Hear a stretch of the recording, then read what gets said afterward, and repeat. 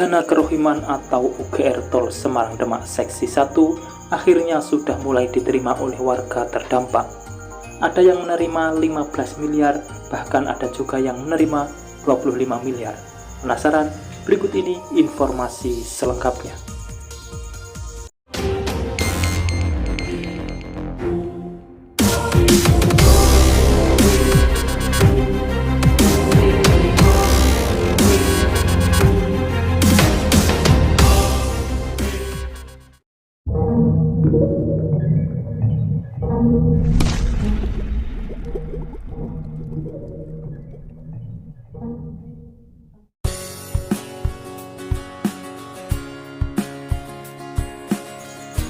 Setelah melalui berbagai tahapan yang alot, akhirnya UGR Tol Semarang Demak Seksi 1 sudah mulai diterima oleh warga dengan bentuk dana kerohiman yang jumlahnya boleh dibilang sangat banyak.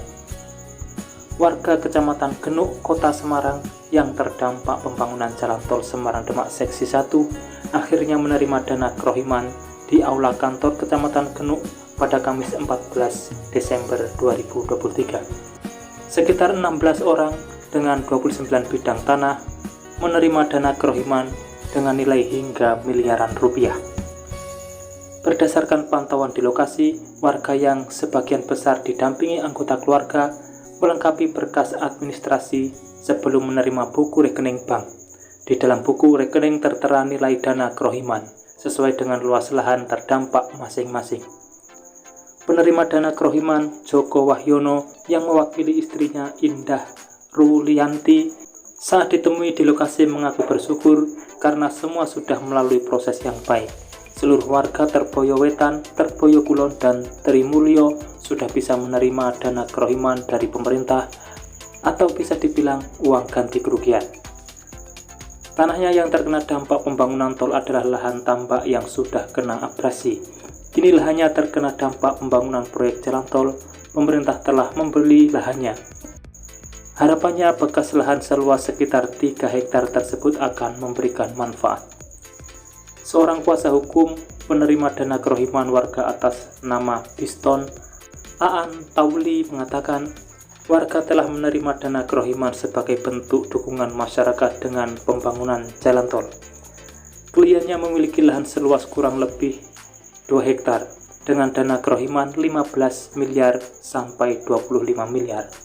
Dulu lahan kliennya merupakan tambak produktif, namun karena negara membutuhkan lahan untuk jalan tol, maka kliennya memberikan lahan yang dimilikinya. Sementara itu, Sekda Jawa Tengah Sumarno mengatakan saat ini warga terdampak pembangunan jalan tol Semarang Demak Seksi 1 telah menerima dana kerohiman. Dan beliau berterima kasih kepada warga yang tanahnya terdampak sudah bersedia menerima.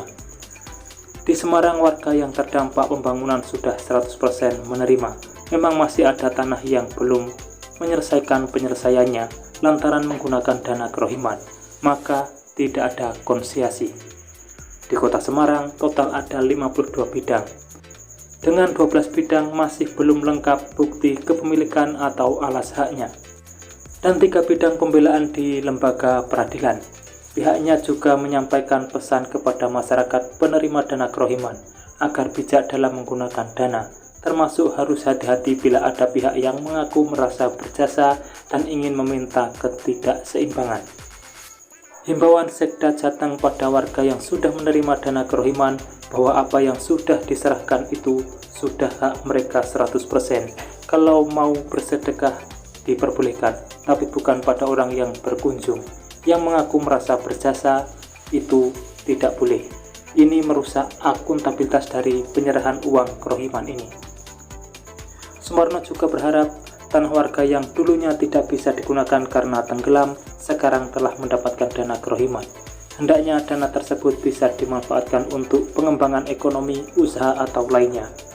Kepala Dinas Perumahan Rakyat dan Kawasan Pemukiman Provinsi Jawa Tengah Arif Jatmiko mengatakan program itu merupakan program penanganan dampak sosial tol Tanggul Laut Semarang Demak untuk Seksi 1.